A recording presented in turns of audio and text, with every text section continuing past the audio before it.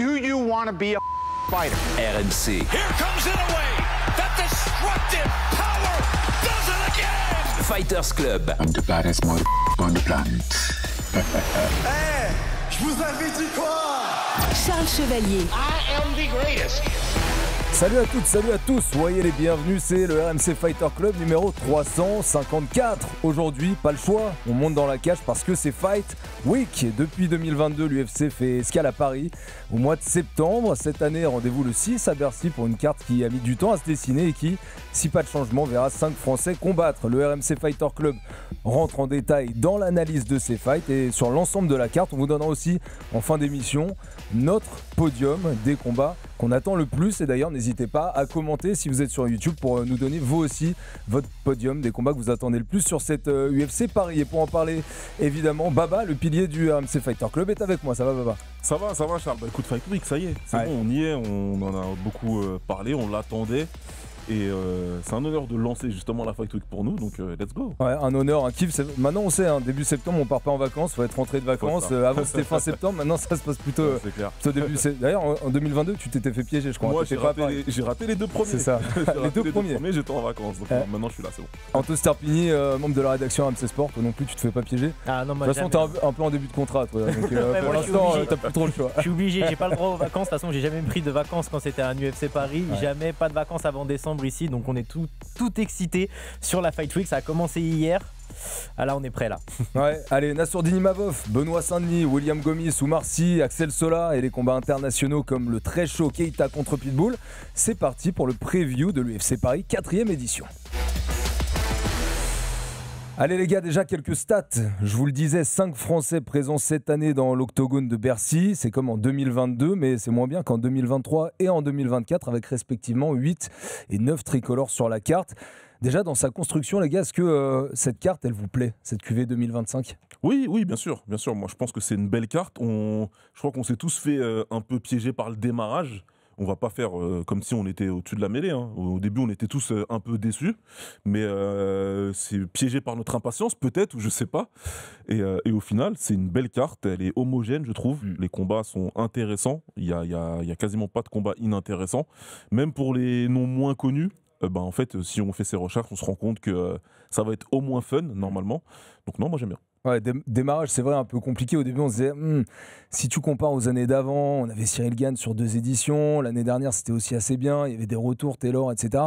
Ça a mis du temps à se faire. Et finalement, je suis un peu comme Baba. Je me dis que quand tu regardes l'ensemble de ce qu'il y a, c'est plutôt cool. Et il y a à peu près tous les combats, à part des combats en début de carte prélim où franchement, il y a un peu moins d'intérêt. Mais sinon, tout est à peu près homogène et cool. Non, mais la carte, elle est très belle. Et en plus, sportivement aussi, elle vaut le coup, à part quelques combats forcément. Mais Benoît Saint-Denis-Rufi, c'est le 13e contre le 17e. Gomis-Ruchala, au niveau mondial, c'est le 42e contre 43e. Il n'y a pas vraiment de gros scandales sur cette carte, que ce soit sportivement et même pour la hype.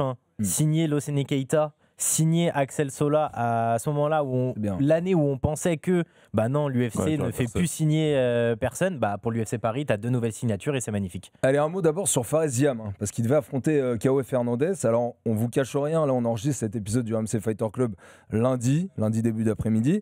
On devait avoir hier dans le RMC, dans le Fighter Club Sunday, Fares Ziam en visio finalement, donc dimanche soir. Il a annulé cette visio. C'est pas le style de Fares qui est généralement assez rigoureux quant au rendez-vous que lui-même accepte.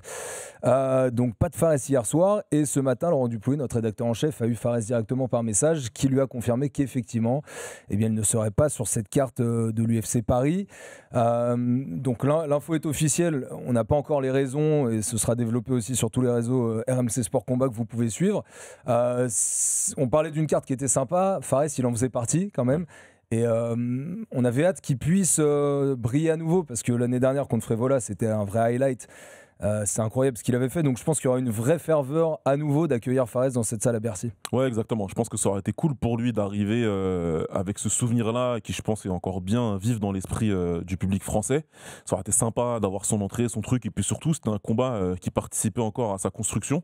Écoute, malheureusement ça peut pas se faire, c'est du combat, donc force à lui, et puis on verra pour que le combat soit reprogrammé un peu plus tard, quand il pourra. Ouais, mais tu parlais de reprogrammation, après tout dépend de la nature de l'annulation de Fares Ziam, mais Il y a une carte le 25 octobre à Abu Dhabi. Celle de Cyril Gane. Ouais, celle de Cyril Gane. Pourquoi pas, sauf longue blessure, Mehmet Faresiam, il a déjà combattu là-bas, il peut le faire facilement. Son manager est assez influent. Du coup, sur les 22 combats impliquant des Français dans des UFC Paris, on a un bilan super positif de 78% de victoire. On est habitué à dire qu'être à domicile, c'est un avantage de fou. Et c'est vrai que pour du sport de combat, l'ambiance qu'on trouve à l'UFC Paris, c'est quelque chose qu'on ne trouve pas ailleurs. Est-ce que pour vous, ça booste vraiment les combattants français ? Il y a un côté, ça met la pression aussi, tu es à la maison, tu es devant la famille, tu es devant ton public. Mais l'ambiance qu'il y a, c'est quelque chose qu'on ne voit pas vraiment ailleurs. Et force est de constater qu'à 78% de victoire, ça les a aidés. Ouais, c'est sûr. En tout cas, quand on regarde le résultat, on se dit que forcément, ça a dû avoir un impact. Je pense que ça met beaucoup la pression aux adversaires, parce que ça peut mettre la pression à celui qui combat à domicile. Hein, attention, c'est pas si simple que ça de combattre devant sa famille, ses potes, le public français qui attend beaucoup. Mais je pense aussi que les gars en face, comme ils l'ont si bien raconté, Moïcano le raconte dans le film Taper sur les nerfs, où il dit qu'il entend le bruit des pieds et tout quand il est dans le vestiaire et que ça fait un peu flipper, quoi, tu vois. Donc c'est un moins pour les adversaires et c'est un plus pour les combattants à domicile. Et je pense que ça a dû bien aider. Ouais. D'ailleurs, Moïcano chez Home of Fight qui a dit... il parle avec Gilbert Burns et ils disent tu vas pas retourner à Paris parce qu'il dit mais cette carte elle me chauffe grave Moïcano. Et Burns il lui dit tu vas pas à Paris, mais il dit et là ils remettent les fuck Macron etc qu'il avait dit.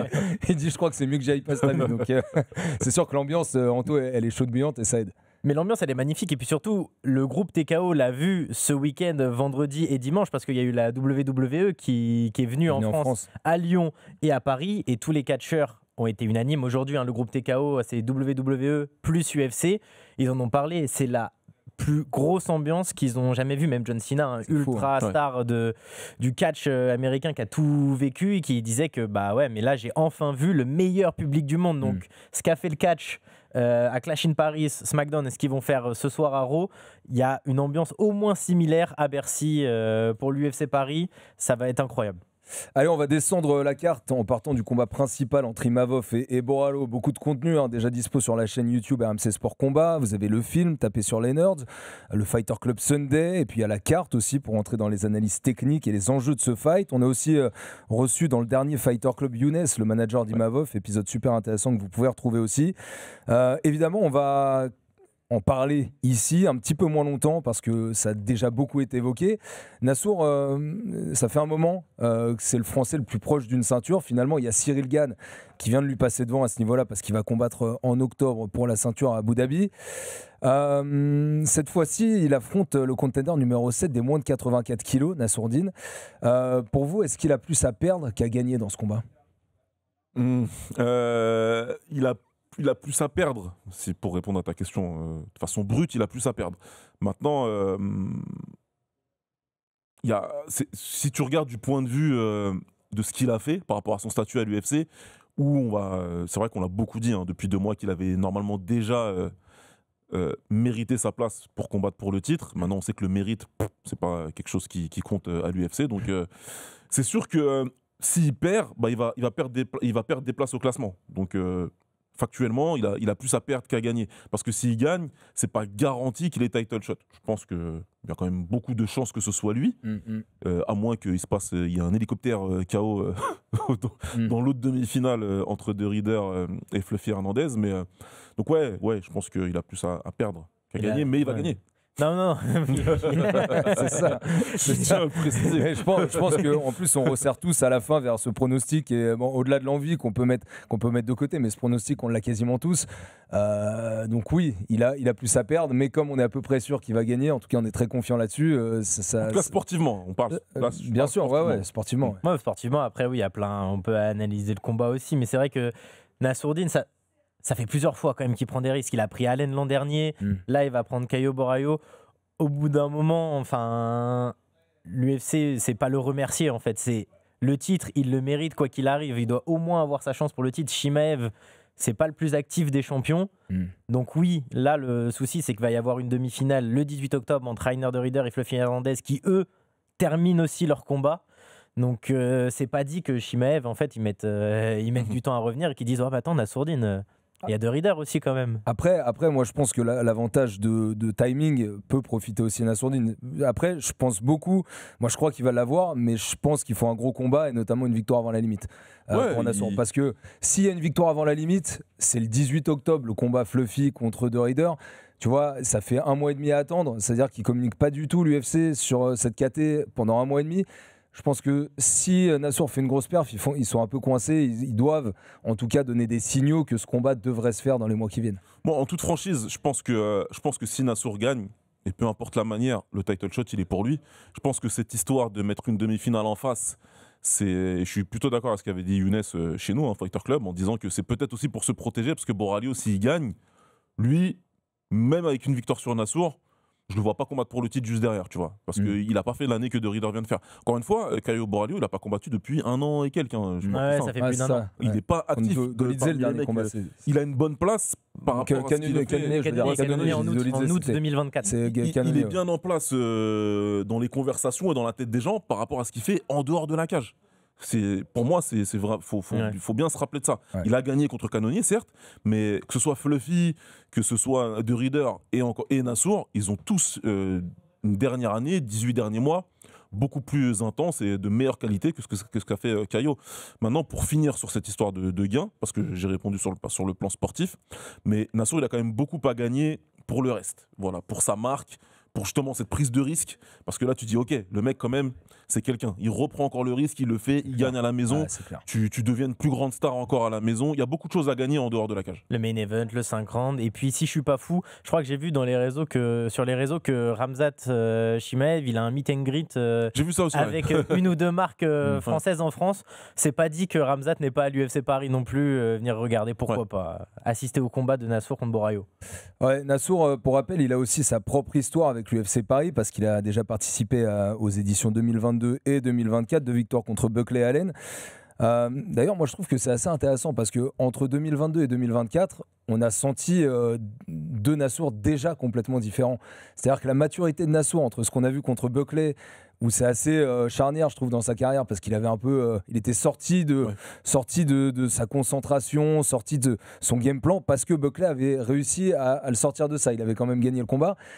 Vous constatez aussi cette différence de Nassour en fait entre 2022 et 2024, et là du coup même si on l'a vu notamment contre Adesanya il y a quelques mois, hâte de voir aussi ce qu'il va donner sur un contexte qu'on connaît, dans une cage où on l'a déjà vu combattre, voir quelle attitude il va avoir en 2025. On risque d'avoir encore un nouveau Nassourdine. Mais c'est plus le même Nassourdine, c'est déjà physiquement. Je sais pas ce que tu me diras ce que t'en penses, Baba, mais physiquement. Nous on l'a vu en vrai, donc on peut dire. Ah oui, c'est plus le même. Déjà que de base il me met 2 têtes, mais là il me met 2 têtes de haut et 2 têtes de large. C'est plus du tout le même 84 kilos. Ouais. C'est plus la même assurance aussi quand il parle. Il a pris en maturité aussi avec l'âge. Et puis même dans le combat là où Buckley, où il va vite au contact, il va vite, il s'énerve en fait contre Buckley, quitte à perdre en cardio.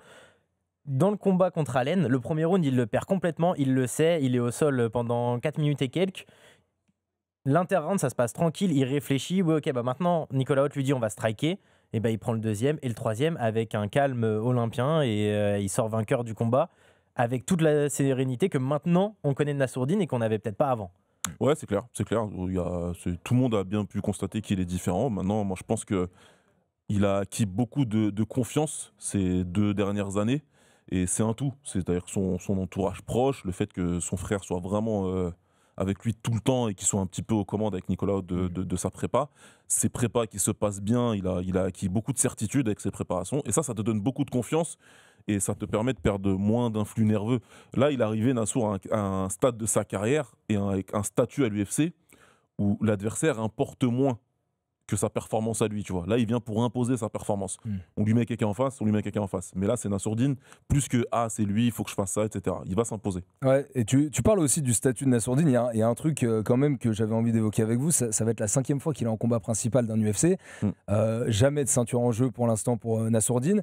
Et quand même, à part les superstars à l'UFC, je pense qu'il n'y en a pas beaucoup, tu vois, qui ont eu 5 combats principaux sur un event UFC. Donc en fait, c'est à la fois dire à quel point l'UFC quand même le respecte, parce qu'on dit toujours il le respecte pas, le mettre en main event, c'est quand même un signe pour Nassour.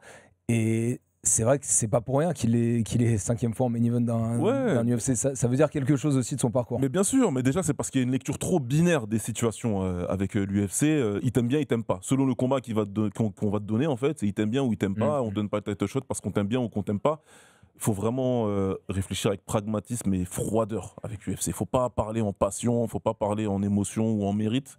Khamzat, si tu parles d'un point de vue business, c'était évident qu'il allait avoir le title shot. Malheureusement pour nous, mais c'était évident. Donc, et Nassour, 5e main event, factuellement, pragmatiquement, ça te prouve que l'UFC a confiance en toi. Ah ouais, c'est parce ce que qu'ils je pense savent que aussi, tu es un mec qui va te délivrer, ils savent que c'est un mec, on va te mettre en main event, tu seras là. Tu seras là à la date, à l'heure, au poids. Ouais. Et en plus, tu vas faire quelque chose dans la cage, tu vois. Donc, c'est pas tout le monde qui a 5 main events à l'UFC. Et ça, c'est pragmatique. Et c'est pour ça aussi que, de toute façon, à un moment, sa chance pour le titre, il l'aura parce que Younes nous l'a dit lui-même. C'est même pas un mec qui facilite les négociations. Et pourtant, on lui donne les main events, tu vois. Alors qu'il a un manager qui est plutôt difficile en négociation avec eux. Ça prouve bien que les performances de l'athlète dans la cage comptent toujours. Il y a aussi, juste sur ce truc-là, c'est Cyril Gane évidemment qui est devant, record avec 7 combats principaux pour un Français. Et il va faire le 8e en octobre contre Tom Aspinall. Bon, l'opposition technique, voilà, Nassour en a aussi parlé. Il a dit notamment que, vu ce qu'il a montré contre Adesanya lors de son dernier combat, les adversaires vont plutôt aller chercher autre chose que le striking. Vous attendez à quoi rapidement dans ce combat Ce qu'on attend, qu'est-ce que va aller chercher Caio sur Nassour? Caio, en fait, ils l'ont bien expliqué dans le Sunday hier. Il aime pas la pression et il manque de volume. Le problème, c'est contre Nassourdine, si tu cherches à le frustrer et à pas mettre de volume, tu vas perdre le combat en fait. Donc oui, Borraio, c'est un mec du judo, donc oui, il va aller chercher à coller Nassourdine, mais c'est pas un lutteur comme peut l'être Allen, comme peut l'être Khamzat Chimaev. Oui, il a une bonne lutte de contrôle, mais on l'a vu contre Nassourdine, oui, ça va marcher un round, mais ça va pas marcher 5 en fait. Donc on peut penser au Fight IQ de Caio Borraio, on les appelle les nerds, mais dans l'équipe, Caio Borraio, c'est peut-être celui où le Fight IQ est moins présent. Il a perdu des rounds par manque de volume et par pression. Donc tu dis combattant plus instinctif que calculateur. Exactement, sur le combat.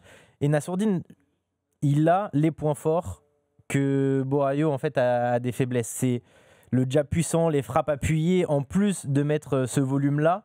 Et chose que Nassourdine fait très bien, c'est garder le centre. Et j'ai jamais vu Nassourdine reculer en striking. C'est plus que rare. C'est un combattant agressif, Nassourdine, et qui est précis, sniper. Et ça joue pour lui. C'est son avantage contre Borraio. Borraio, oui, effectivement, je pense que la team est à prendre en considération en termes de préparation relativement intelligente. Je pense qu'il faut faire attention avec ces mots qu'on galvaude beaucoup, fighting nerds, IQ, etc. Je suis plutôt d'accord avec Anto. En tout cas, pour le cas de Borraio, c'est bien, il y a le gimmick et il y a la réalité, tu vois. Quand tu regardes ces combats, moi je vois une brute agressif, qui est fort mentalement, très fort mentalement même, ça c'est clair. Techniquement debout, c'est pas ouf, tu vois, mais il a toute la volonté et toute la force dont tu vas avoir besoin pour quand même de toute façon imposer ta volonté. Et en fait c'est ça le combat, c'est imposer sa volonté. Maintenant, il y a tout l'aspect technique. Il faut pouvoir arriver au sol, parce que c'est son meilleur chemin de victoire à Borraio. Ça va pas être si simple que ça.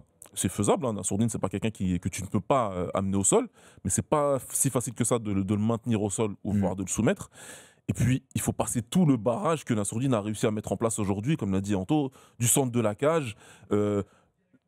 La distance longue, c'est quelque chose qu'il fait très bien. Toutes les feintes qu'il a mis à son arsenal, la feinte de double leg uppercut bras arrière d'Adesanya, c'est du bonheur, tu vois. Pour donner juste un exemple, les jambes qu'il utilise beaucoup mieux, sûrement grâce à son travail avec Rodrigo Alamos. Donc, c'est un match-up intéressant. Maintenant, en toute franchise, après je vais peut-être paraître... voilà, on me sortira les vidéos si je me trompe et que Borraio gagne. Mais en toute franchise, pour moi, il y a beaucoup plus d'avantages pour Nassour que pour Borraio dans ce combat-là. Autre sujet, dernier sur Nassour, qui d'ailleurs va nous faire un lien avec le combat qu'on va évoquer juste derrière de BSD. C'est une soirée haute, Nicolas Haute contre les Nerds, avec 3 affrontements, en tout cas franco-brésiliens, et Nicolas Haute qui sera dans les coins aussi de William Gomis. Quel impact pour Nicolas Haute si y a des choses qui se passent mal avant avec William, avec Benoît Saint-Denis, Saint-Denis. Quel impact d'arriver sur ce combat principal avec un peu d'énergie négative par rapport à ce qui s'est passé, sachant que le co-main, c'est Benoît, c'est-à-dire que Nicolas, il va avoir très très peu de temps, quelques minutes, juste pour sortir du coin de Benoît, aller dans le vestiaire de Nassour, faire le walk-in. Comment ça se passe s'il y a des trucs qui se passent mal avant ? C'est dur. Franchement, Dur. En tant que coach, c'est très très dur. Moi, c'est une configuration que je déteste, d'avoir plusieurs gars qui t'est déjà arrivé sur des soirées à faire d'enchaîner d'un combat à l'autre. Ouais.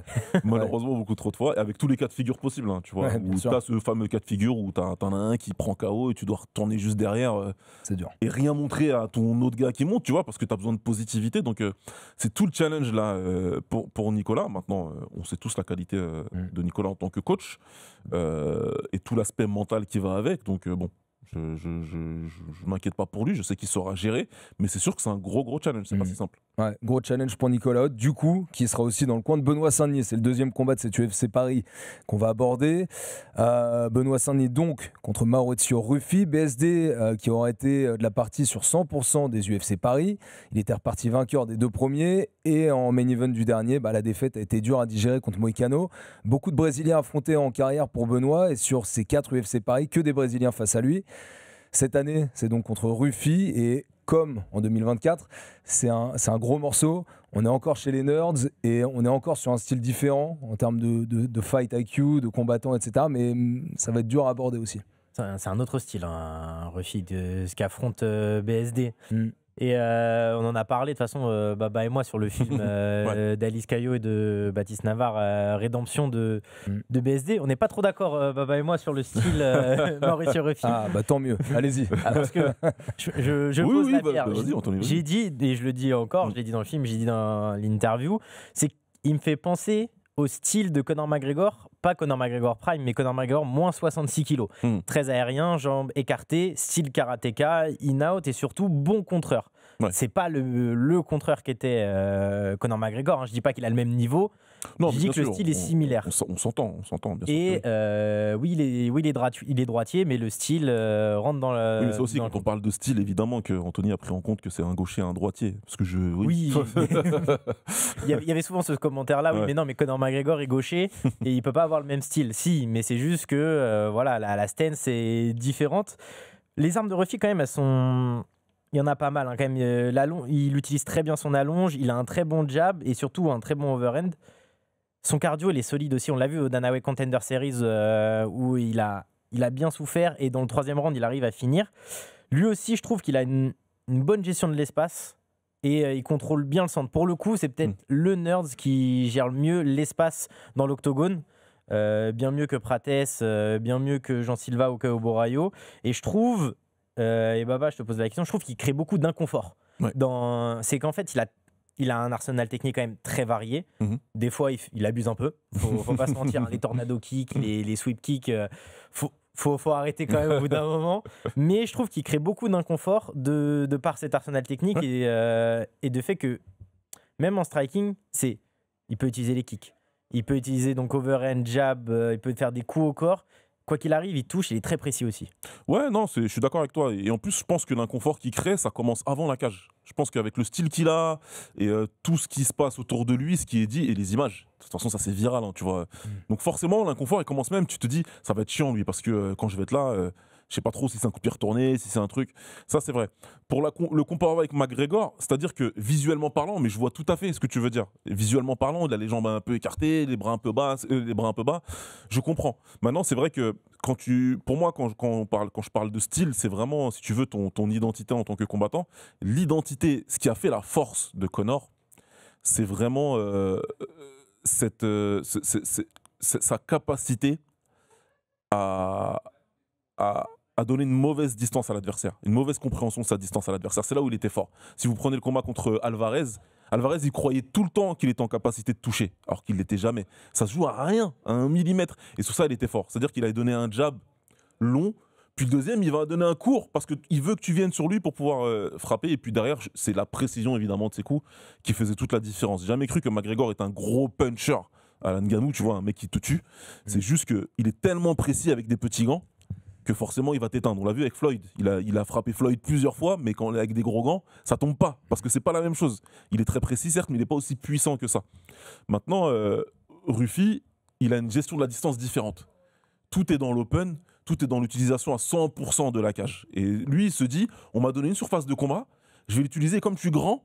Et ben en fait, je vais beaucoup me déplacer et je vais exploser sur les entrées, tu vois. Alors que McGregor, lui, il te disait non, viens toi, viens et je te contre. Et lui, c'est attends, moi je vais partir loin, je vais me déplacer et d'un seul coup, en fait, je vais exploser avec un coup de pied retourné, je vais exploser avec un ciseau, je vais exploser avec un jab, comme tu l'as dit, jab overhand d'un seul coup, tu vois. Donc c'est chiant parce que c'est de là que naît l'inconfort avec lui, en fait.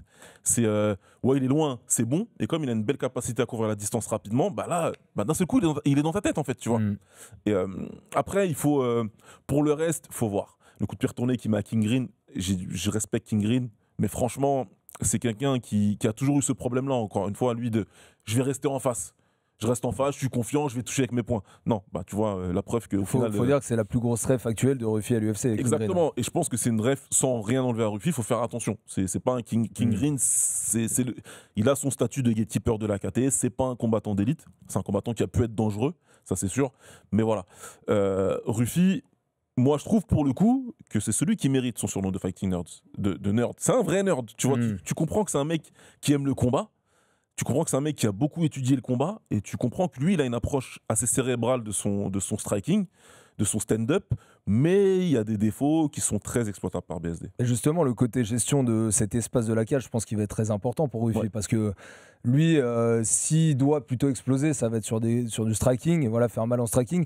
Là où Benoît, peut-être que la clé, ça va être de mixer striking et lutte pour aller le chercher. Donc s'il utilise bien cet espace de la cage, qu'il arrive à faire tous les types de déplacements, latéraux, mixés, etc., c'est ça qui peut l'aider à éviter les entrées de Benoît Saint-Denis.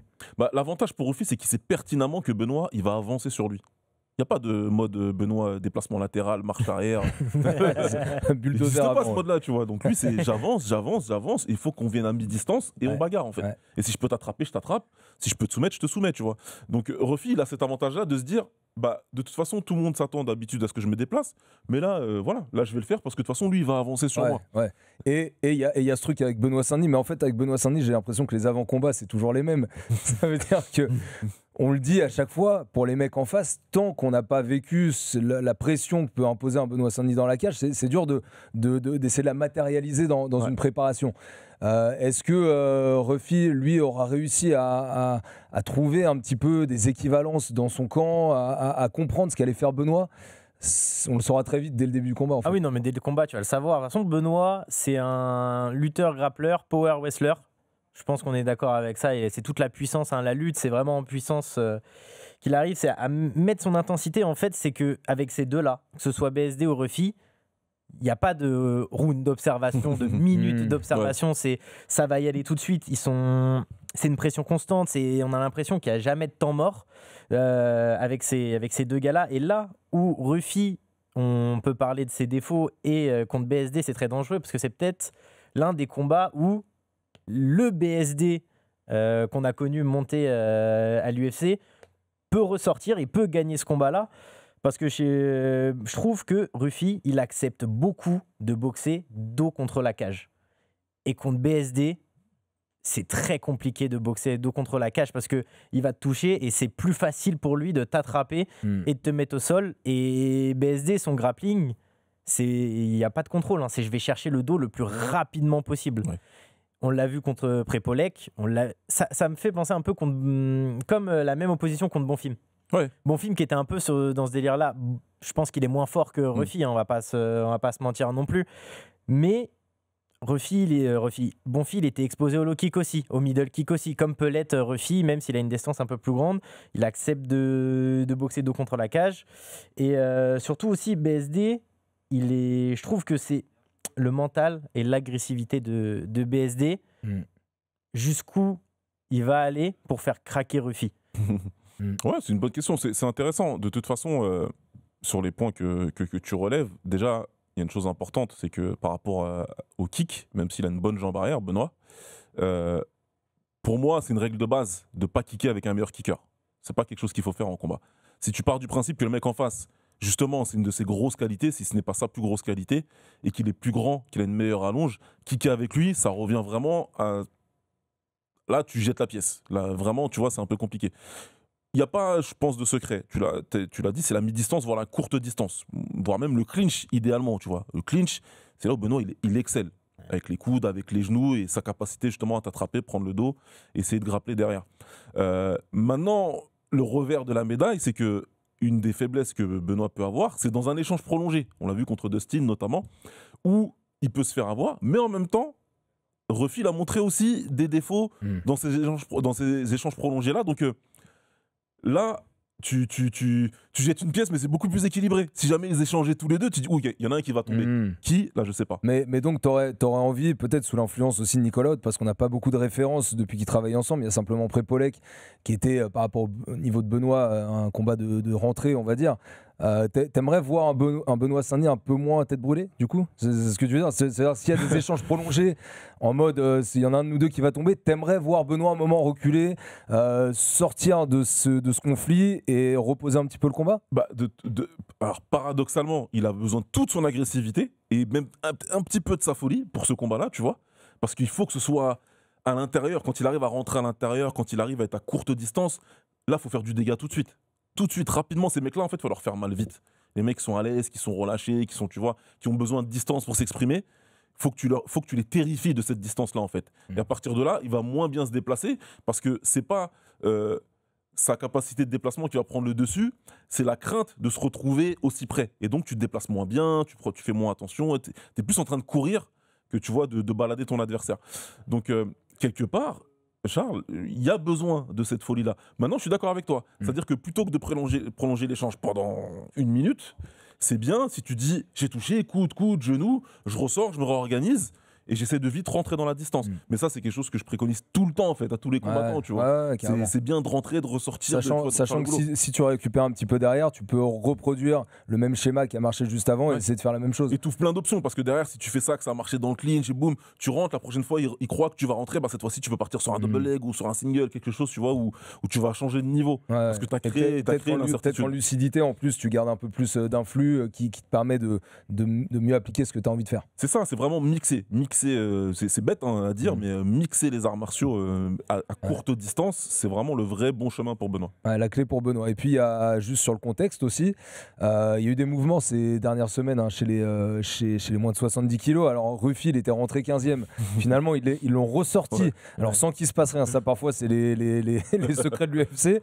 Donc, 15e, il est ressorti du classement. Benoît, lui, il est toujours 13e sur ce classement. Par contre, il y a une grosse incidence quand même à la sortie de Ruffy.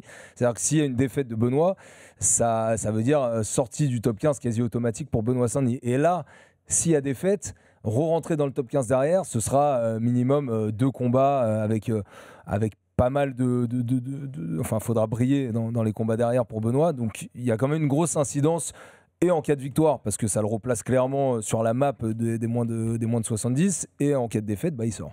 Mais ça dépend, parce que... oui, ça dépend, oui, bien sûr, s'il perd. Mais s'il gagne Ruffy... je sais plus qui disait ça, je crois que c'est Antoine Simon ou Taylor sur la carte. Il a plus de hype que certains combattants entre le top 10 et le top 15 des poids légers. C'est clair. Faut dire ce qui est. Joël Alvarez, oui, il est fort, mais il a moins de hype que Ruffy. Grant Dawson, c'est pareil. Donc, tu termines Mauricio Ruffy, c'est pas dit que tu gagnes 2-3 places, parce que devant lui, c'est qui ? C'est Chandler, qui s'est fait laver contre Pimblet. Donc, c'est pas dit que BSD gagne 1 ou 2 places s'il termine Ruffy. D'autant plus s'il le termine premier round, en fait. Enjeu énorme en cas de victoire et de défaite. Il y a gros enjeux pour Benoît. De toute façon, il le sait, tout le monde le sait. Nicolas l'a dit dans le film, le film qui vient de sortir. Rédemption. Rédemption, où on sait que l'enjeu est là, on sait que la défaite, je crois que le mot qu'il utilise, c'est catastrophique, Nicolas ? Je suis pas sûr.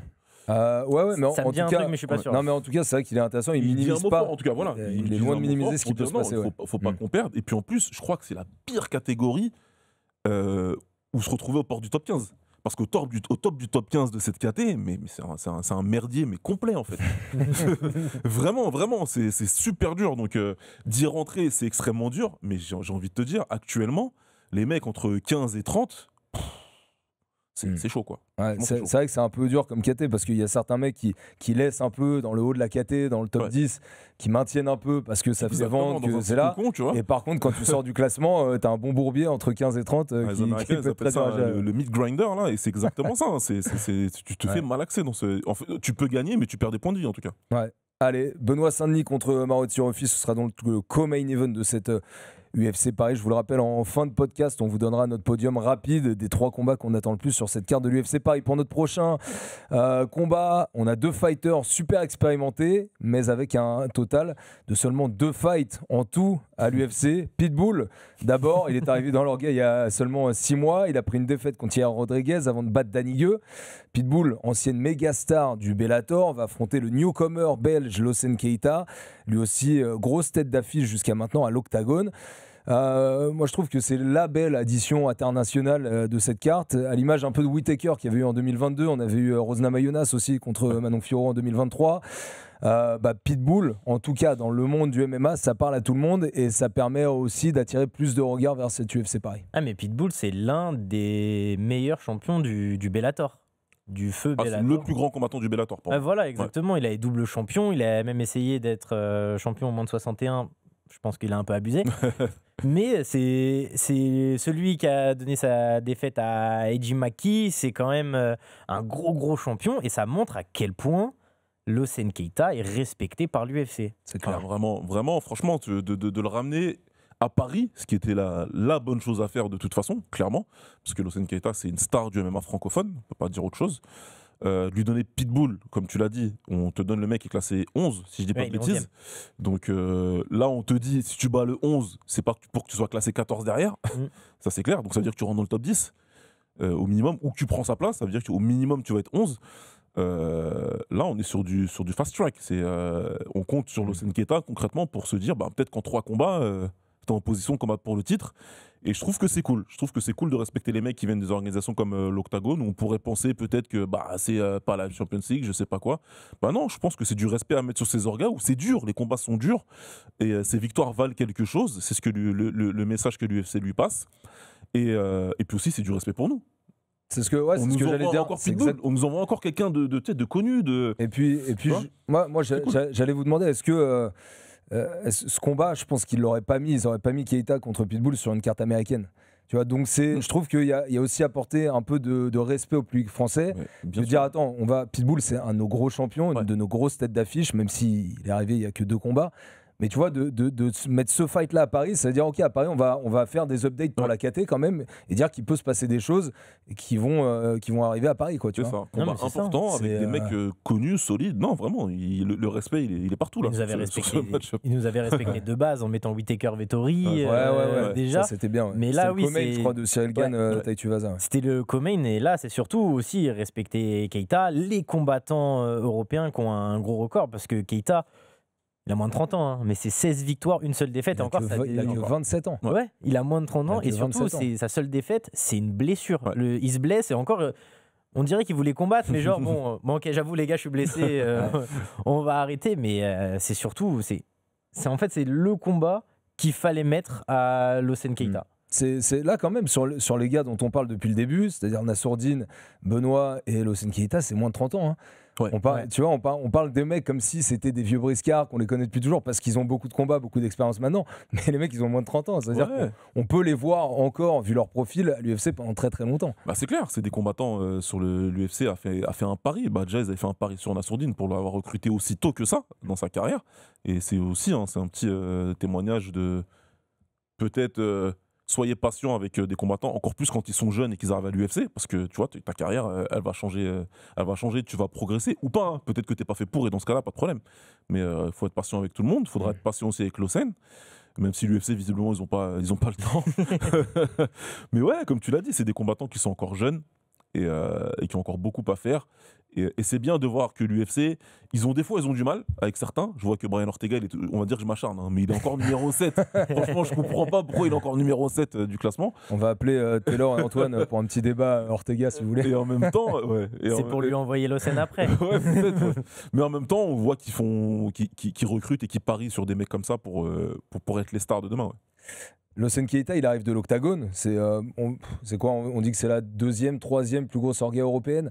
KSW qui est là une. On peut dire que Ares occupe une belle place aussi, mais Octagone, Ares, il y a des très grosses salles pour Octagone en tout cas. Si tu fais la moyenne du classement Fight Matrix des combattants, l'Octagone est devant le KSW. Ouais. Ok. Donc, mais en termes d'importance, oui, de grandeur, en termes d'importance, oui, le KSW reste au-dessus, bien évidemment, mais en termes de niveau, c'est équivalent. Anthony te dit pas ça parce qu'on a 2 octagones qui arrivent au mois de septembre. Évidemment, l'octagone est à retrouver sur AMC Sport, vous le savez. Avec Anto et moi. Vous serez ensemble, vous les commenterez tous les deux, très bien. On sera sans Lawson Keita, du coup, on était un peu habitué à la voir sur AMC mais Sport on va vous faire aussi, découvrir d'autres talents. Mais il y a des talents. Et du coup, l'enjeu, la pression que tu as. Est-ce que Lawson Keita, il a la tête assez froide, vous qui l'avez aussi beaucoup suivi à l'Octagone? Là, il va arriver sur un gros enjeu face à un très gros combattant, dans un très gros événement. C'est là-dessus, pas de problème pour lui, la pression, il la gère bien? Écoute, Lawson Keita, c'est une star. Ouais. Keita, il a connu des stades. Hein. Il appartient. C'est ça, non, mais c'est ça, en République il tchèque, appartient à une classe à part. Pour moi, c'est les genres de mecs qui appartiennent à une classe à part de combattants. C'est une star née. Il a le tempérament. Il est né pour ça. En fait, il y a des mecs qui sont nés pour le combat et tout ce qui va avec, et pour les hautes sphères du combat. Et je crois sincèrement que Lawson Keita, c'est ce genre de gars-là, quoi. Ouais. C'est une star. Et je suis persuadé que il va traiter son arrivée à l'UFC Paris lui-même en tant que star. Il va dire regardez ce que je vais faire. Vous allez comprendre. Il va jouer le jeu de toute l'attente qu'il y a autour de lui. Et pour terminer sur ce combat, est-ce que vous me suivez sur Pitbull? Parce que finalement, je le vois un petit peu comme ça depuis qu'il est arrivé. L'UFC va lui mettre une sorte de rôle à la Michael Chandler. Alors, c'est pas parce que tous les deux ont une grosse carrière au Bellator, mais ça y est, il a 38 ans. On n'est plus sur le Pitbull qu'on a connu dans son prime. Chandler, depuis qu'il est à l'UFC, je crois que c'est 2 victoires sur 7 combats. Ouais. Pitbull, je le vois bien pouvoir enchaîner les défaites, mais continuer à combattre à l'UFC parce que ça fait toujours du spectacle et que c'est bien de le mettre sur une carte. Ça dépend, il est pas le Pitbull qu'on a vu contre Yair Rodriguez et contre Danny Gue, c'est pas le spectacle, c'est pas Michael Chandler. Mais c'est devenu un lutteur Pitbull maintenant. mais ils vont le laisser. Oui, pour moi, parce que c'est un nom. Ils vont pas le couper au bout de 4 combats s'il a 3 défaites. Ah, tu crois que si? Ah ouais? Moi je dirais que non. Écoute, il est âgé, c'était un business qu'il fallait faire. Parce que les circonstances de la signature de Pitbull, faut pas l'oublier. Grosse embrouille avec le nouveau groupe PFL Bellator. Il combat pas, il combat plus, donc il a été très vocal sur les réseaux sociaux pour dire en fait, soit faites-moi combattre, soit laissez-moi partir en fait. Et quand un mec comme ça est free agent, l'UFC ne peut pas ne pas le faire. Ils sont obligés de le faire au moins une fois, tu vois. Chandler, il est arrivé dans des conditions différentes. Parce que lui, il avait l'opportunité de re-signer avec le Bellator. Il a choisi de faire différent. Et c'est un mec très connu aux States, l'américain de base, on va pas se mentir, qui est vite devenu, j'allais dire compagnie man, mais le mot est faible. C'est plus que ça. C'est très faible, la compagnie man. Oui, je suis là, Dana, notice-moi, s'il te plaît. Donc, Pitbull a une attitude très différente. Ouais. L'UFC a saisi l'opportunité et en plus de se dire, en plus on va en profiter, tu vois, pour dire, vous avez vu, encore une fois, votre GOAT du Bellator, au final, l'UFC, il n'y arrive pas. On s'en fout de son âge, on s'en fout du contexte. Rien que pour ça, le laisser pour l'UFC, ça peut être pas mal. Mais je suis pas aussi sûr que après. Et en plus, ça va vite quand même. C'est troisième combat même pas ouais, c'est ça. Ouais, je crois en 5 mois, il a fait deux combats. Tu vois, ça va vite. Quand c'est un de Reader qui est jeune, tu vois, c'est bien pour eux, ils se disent ok, cool. Mais ils n'ont pas fait de cadeau non plus à des Reader, c'est juste qu'il a gagné. Après, ils sont pas. Il a 34 ans, des Reader. Ouais, tu vois. Mais dans une catégorie middleweight. Ouais, catégorie middleweight. T'es encore jeune. Ouais, et puis 34 ans, et là, ça va être son 46e combat pour Pitbull. Ouais, tu vois, il y a forcément de l'usure. C'est pour ça, moi, je me dis que c'est possible que s'il perd là, et de façon spectaculaire en plus contre Keita, je suis pas sûr que derrière, il reste encore longtemps. Ouais, parce que Keita, il peut le 30-27 debout. Ah, il peut, et... Le 30-26, c'est peut-être aussi, mais... J'allais utiliser un autre mot, parce qu'il commence par 30, mais... non, il peut lui faire Vas-y, on est à la maison, on va pas il peut le trucider, mais je respecte beaucoup Pitbull, et je fais attention aux mots que j'emploie. Mais non, vraiment, c'est un match-up de plus que de tous les dangers pour Pitbull. Allez, maintenant, on va parler de l'autre Français présent sur tous les UFC Paris, en repartant lui à chaque fois avec du vert sur son palmarès. William Gomis avait fait une énorme perf l'année dernière contre Janderson Brito. Depuis, il a eu un accro contre Haider Hamil le 6 septembre. Il va avoir un autre client face à lui en la personne de Robert Ruchala, pour le Polonais, ancien champion par intérim du KSW. C'est simple, sa seule défaite en carrière, c'était face à un certain Saladin Parnasse. Gomis, il est toujours discret, il est toujours humble, mais il est lui aussi assez bien vu de l'UFC parce que tout cas, il y a du respect de l'UFC, on lui donne quand même que des mecs très durs. On lui met que des bourbiers, mais il a fait une interview chez nous à RMC Sport où il disait ouais, mais si on me donne des bourbiers, c'est qu'ils savent que je peux les battre, c'est que moi-même, C'est ça, c'était le sens de ce moi-même, que je suis un voulais dire. bourbier. Ouais. Et en soi, il a raison parce que là, il est en 4-1 à l'UFC et encore son dernier combat contre Hamid, je suis pas sûr. Enfin, pour moi, je suis pas sûr qu'il le perd. Après, là où c'est dommage, c'est qu'il est sur la carte prélim. Donc ça. Alors que sur les autres UFC Paris, il était sur la carte, il était sur la main card. Alors, juste à voir, comme on ne sait Oui, pas à encore, voir, à on l'heure sait pas à laquelle on parle, Ziam qui a retiré puisqu'il était en carte principale. C'est vrai que ce combat-là pourrait avoir une tête de monter, enfin, il aura une bonne dégaine pour monter en carte principale. Oui, non, éventuellement. Après, à voir, est-ce qu'il trouve un remplaçant à Fares et donc Fernandez combat quand même? Est-ce que il y a encore quelques interrogations à l'heure où on se parle, je pense que mais même ça dans pourrait le cas, peut-être le remplaçant de Fares.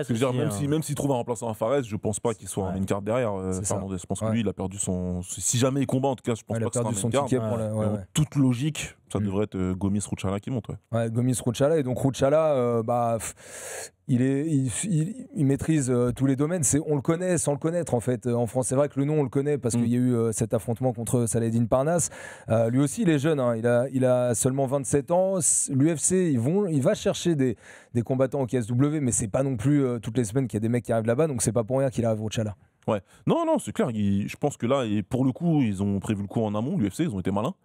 Parce qu'ils ont recruté deux en même temps du KSW. Il y avait de quoi faire. Les gars arrivaient en fin de contrat en plus. Ça veut dire que leur matchmaker, celui en tout cas qui est connecté avec l'Europe, bosse bien.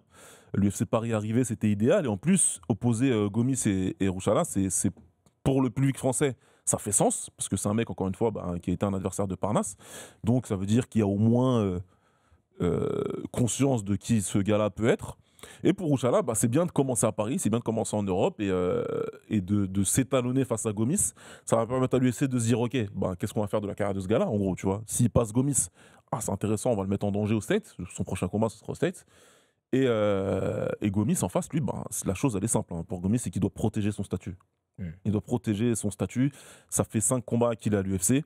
4-1, une défaite comme tu l'as dit, très serré en tout cas, donc Gomis c'est pas quelqu'un que tu domines comme ça. Non. On lui prédisait mort et quoi que ce soit d'autre contre Brito, il est passé.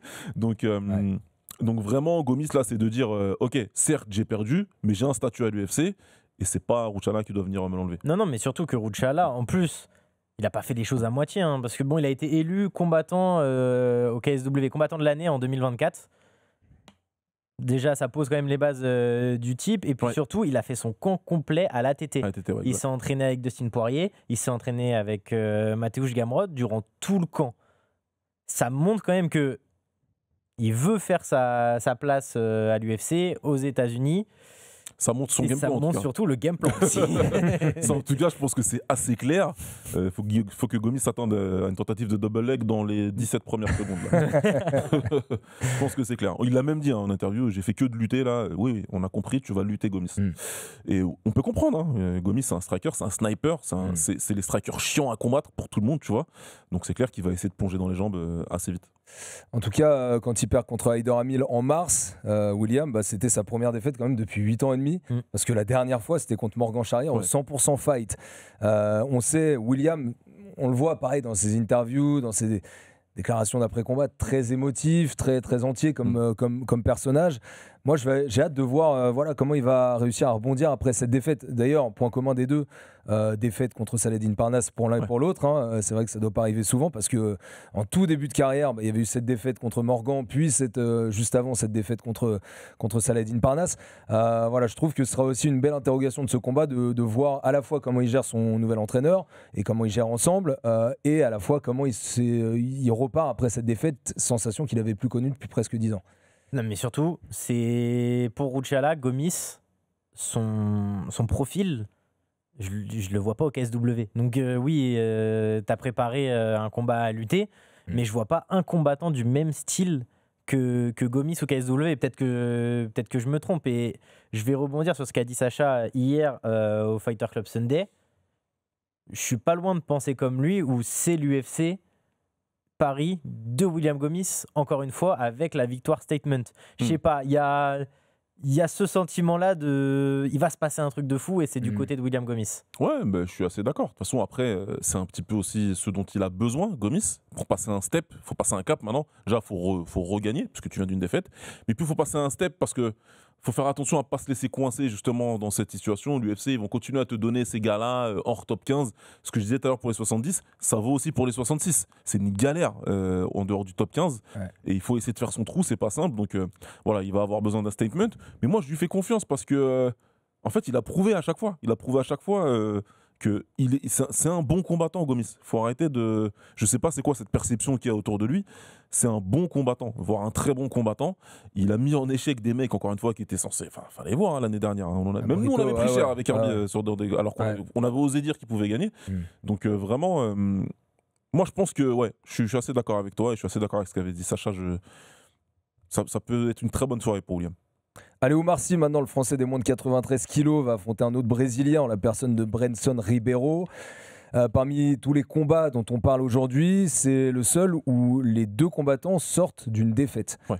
Ça aussi, c'est important à prendre en compte. Gros enjeu à ce niveau-là avec Ribeiro qui a plus d'expérience. Il est entré dans l'orga en 2023 par les Contender Series, alors que Sy, ancien du KSW, est arrivé il y a 1 an et demi en débutant avec 2 belles victoires. S'il avait battu Menifield sur son dernier fight, Oumar Sy, il aurait pu rentrer dans le top 15. En tout cas, c'était une possibilité.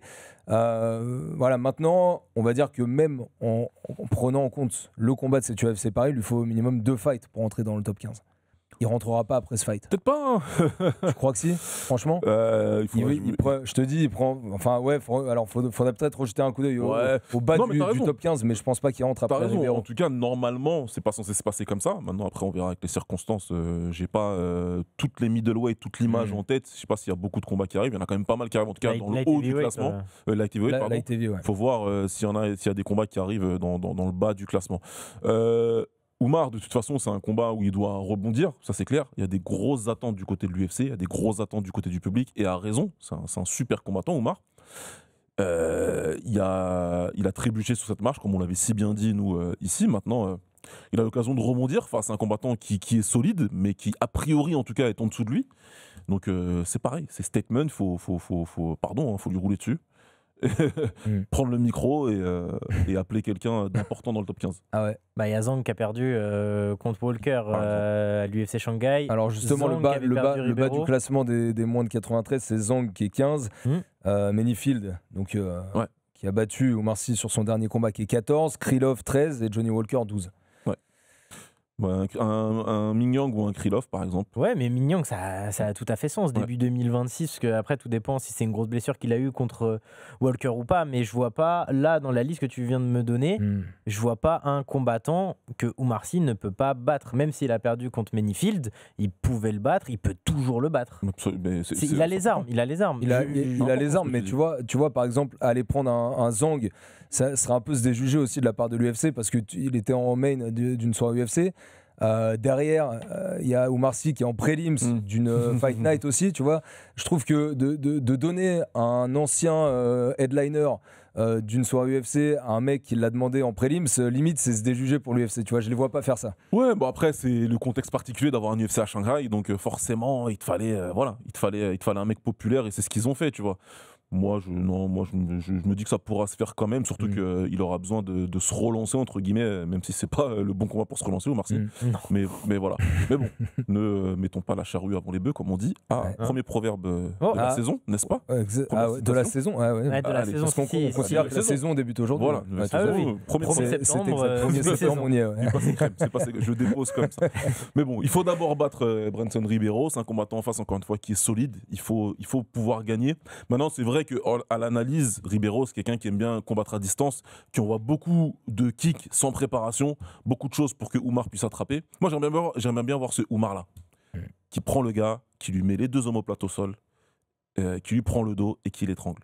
C'est ce que je voudrais voir. C'est ce Oumar Sy-là que je vois faire un run, boum. Ah oui, non, comme on avait dit avec Baba au moment de la review du combat d'Oumar Sy contre Menifield, Oumar a un grappling et une lutte supérieure à 80 voire 90% de la catégorie des moins de 93.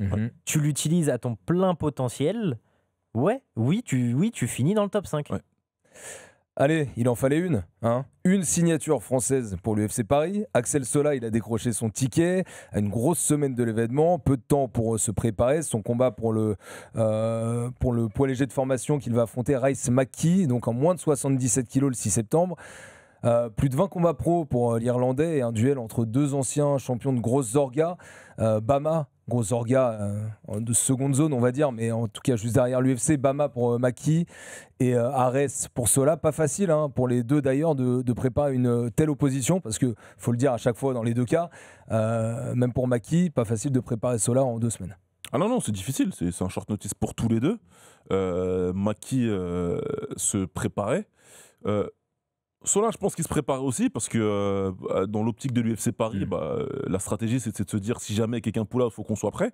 Et tu vois, ils ont eu raison de le faire. Donc c'est sûr que c'est pas simple, mais déjà, il faut juste dire une chose, c'est que c'est super cool pour Axel Sola, tout simplement. Moi, je suis content quand un combattant il arrive à réaliser son rêve, c'est ce qui se passe.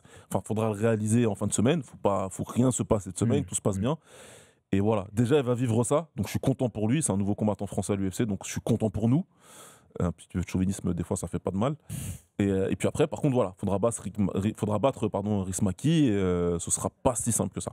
Je pense quand même que oui, ce sera pas si simple, bien évidemment, mais je pense que quand même c'est un bon match-up pour Axel Sola, parce que Rice Maki, c'est un bon 77, il est grand, il fait 1m88, il a, pour la catégorie. Je crois qu'il a une grande allonge aussi, ça doit dépasser le 1m95, mais il a énormément de mal. Je trouve qu'il n'a pas une lutte et un grappling solide. Pour le coup, c'est vraiment son grappling, il est loin du top 100 mondial. Il se fait facilement contrôler au sol. Et pas juste Chimaev. Oui, Chimaev contrôle tout le monde au sol, mais je trouve qu'il se fait facilement contrôler. Et je trouve qu'il a aussi de mauvais choix tactiques. En tout cas, c'est ce qu'on a vu sur ses derniers combats à l'UFC. Il est en négatif à l'UFC. Je crois qu'il a une seule victoire sur 5 combats. Et pourtant, au Cage Warrior, il roule sur tout le monde. Donc c'est un peu ce combattant qui roule sur tout le monde au niveau régional, national, mais au niveau international, il n'y arrive pas. Non, pas au Cage Warrior, des comme ça. Oui.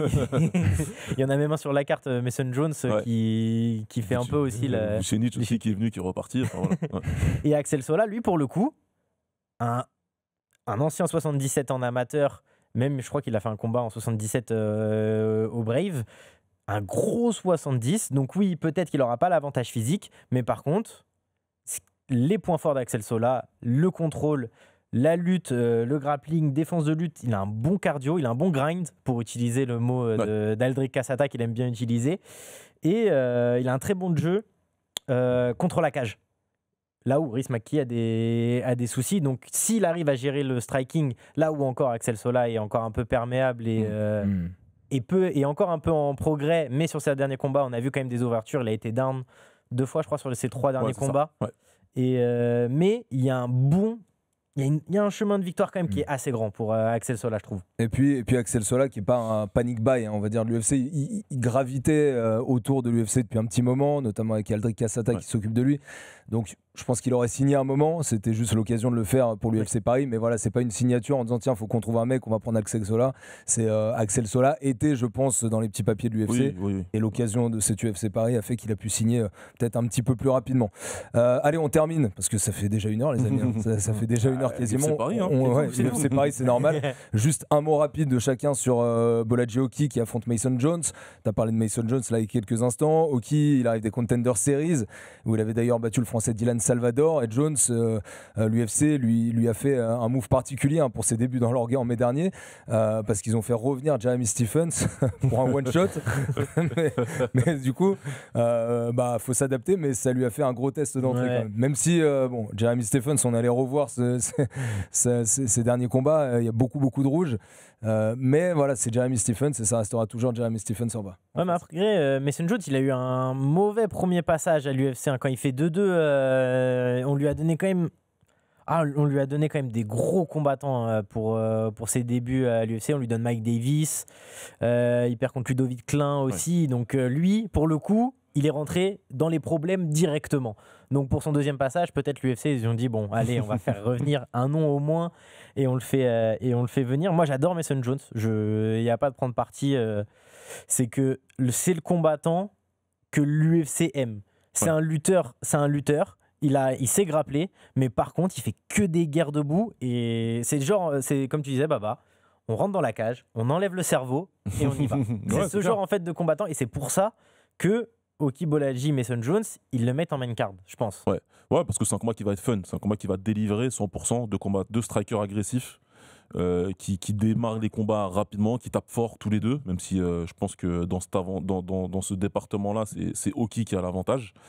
Mason Jones, il est résilient, il prend des coups, tu vois, c'est pas si simple que ça de le faire tomber, vraiment, il encaisse bien, donc ça va être sympa. Maintenant, sur un combat en striking, avec ce genre de profil, moi j'ai toujours tendance à privilégier Oki Bolaji. Je pense qu'il a un meilleur bagage. Et puis, ça me permet de dire que battre Dylan Salvador et en plus en striking, c'est quelque chose. Peut-être qu'il n'y a pas beaucoup de gens à qui ça parle, mais Dylan Salvador, l'amateur de pied-point qui est Baba. C'est une sommité, forcément, un jeune prodige du pied-point qui a battu des mecs extrêmement forts à 19-20 ans, qui a combattu tout le monde, Boakao, Siticha et tout, pour ceux qui suivent le One. Donc, et qui a battu Siticha notamment. Donc voilà, moi il m'avait surpris et choqué. Je dis waouh, ok, d'accord, super. Et ce qui m'a permis de suivre sa carrière. Il y a eu un petit accident contre Chris Duncan, il est bien revenu derrière. Donc voilà, ça va être un combat super fun en tout cas, ça c'est sûr. Baba, ton top 3 des combats que t'attends le plus sur cette UFC Paris, on va commencer par le troisième. Ah, toi, tu me fais pas le début. Le d'accord, alors comme tu veux, si non, tu le veux le troisième, faire. très bien, non. Comme ça, on fait monter le pressing. Même si le pressing, parce que peut-être que sur les 1 et 2, on va peut-être avoir. Bon, on va voir.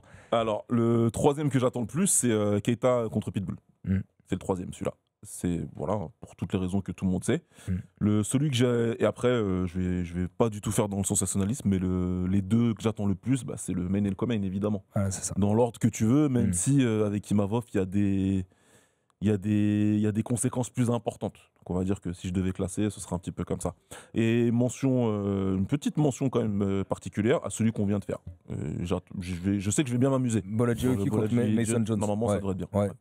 Qui lui aussi est prévu pour l'instant. Enfin, il le restera sur la carte principale. J'ai les mêmes combats, mais pas dans le même ordre. Parce que le combat que j'attends en troisième, je mettrais BSD Rufi. Évidemment, pour le top 15, BSD, Rufik aussi qui est un très bon combattant assez dangereux, donc oui, on attend ce combat-là. Le deuxième, le main event, Nassourdine Imavov contre Caio Borraio, parce que c'est le main event, parce qu'il y a la chance. Si ça avait été contre Rainer de Rieder, j'aurais mis premier, c'est sûr. Mais c'est juste parce que c'est Borraio en face que je descends un peu, et aussi un peu le côté, comme Baba disait tout à l'heure, le côté octagone, le côté d'avoir commenté les combats, Losen Keita Pitbull en 1, la nouvelle signature, voire... Déjà, si je dis pas de bêtises, c'est peut-être le premier francophone à affronter un top 10 directement dans le nouvel ère de l'UFC. Je pense que c'est ça aussi. Et puis surtout, voir jusqu'où il peut aller. Parce qu'on l'a très bien vendu ici. Il s'est très bien vendu et il l'a prouvé encore et encore à Octagone. Mais il a juste tout lavé. Est-ce qu'il peut faire pareil à l'UFC? Parce que là, lui, direct, c'est les problèmes. Ouais, des problèmes avec Losen Keita qui s'annonce. Pour moi, en 3, j'avais une petite hésitation entre Gomis Ruchala, que j'ai bien envie de voir, et puis Pitbull Keita. En plus, quand tu regardes ces 4 noms, ce qui est intéressant, c'est que c'est 4 noms qui viennent de grosses orgas à côté, parce que finalement, Gomis, il a fait Hexagon MMA, puis Ares. Ruchala, il a fait KSW, Keita, Octagone, et puis Pitbull, Bellator. Donc c'est vrai qu'il y a aussi une vue d'ensemble qui est assez sympa. Et puis pour l'enjeu de Gomis, et pour revoir ce qu'il va pouvoir faire après sa défaite, j'ai très envie de voir ce combat. Donc allez, pour changer un petit peu de vous, je vais mettre Gomis Ruchala que j'attends en troisième. Derrière BSD Rufi, pour le spectacle et parce que c'est BSD. Et puis pour l'enjeu Imavov Borralo, je peux pas le mettre ailleurs parce que c'est le seul combat en fait qui peut, en fonction du résultat, faire accéder à un title shot sur cette UFC Paris. Donc l'enjeu, on peut pas le gommer. Je pense que quoi qu'il arrive, faut qu'il soit sur le top 2 des combats attendus par quasiment tout le monde. Donc voilà pour mon top 3 et pour nos top 3 de cette UFC Paris. Bon, on a été assez complet, même s'il y a des combats qu'on a décidé de mettre un petit peu de côté parce que moins d'enjeux. Mais je pense qu'on a été complet, les gars. Là, on est plus que complet. On a fait quoi, 1h10? Ah ouais, presque 1h10. Il y a entrée plat dessert. Il y a entrée plat dessert. Et si vous voulez des digestifs et des apéros et tout ce que vous voulez, ça se passe aussi sur les chaînes RMC Sport Combat, sur les réseaux sociaux RMC Sport Combat. Et bien sûr, soyez au rendez-vous parce qu'il va y avoir plein de contenu toute cette semaine. Nos reporters, nos envoyés spéciaux, nos community managers, nos journalistes seront sur cette Fight Week. Et puis le soir du combat, évidemment, soyez présents sur la chaîne Twitch RMC Sport, sur RMC Sport 1, sur RMC Découverte pour ne rien louper de cette UFC Paris. Anto et Baba, merci. Merci Charles, Merci. Merci à Arthur Robert et à Laurent Dupuis qui ont travaillé autour de cette émission. Et merci à toutes et à tous de nous être fidèles sur le RMC Fighter Club. On se retrouve très vite. Ciao. RMC Fighters Club.